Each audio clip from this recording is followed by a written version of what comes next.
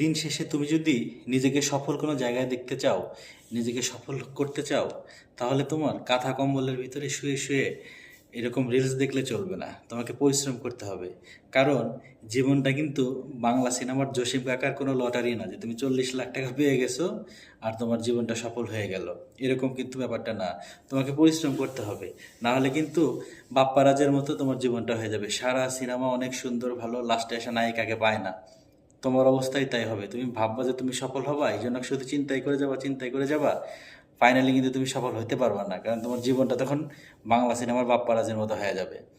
আর সেই জন্যই তুমি শুধু জসিমের মতো লটারির আশায় থাইকো না, কিছু কাজ করো। তুমি যে প্রফেশনে আসো, যে পেশায় আসো, সেটাকে একদম আঁকড়ে পড়ে ধরো, সেটাকে নিয়ে পরিশ্রম করো, সফলতা তোমার আসবেই। আর যদি পরিশ্রম করতে না চাও, তাহলে হচ্ছে তুমি বাপ্পারাজ। কোন বাপ্পারাজ? বাংলা সিনেমার ব্যর্থ নায়ক বাপ্পারাজ।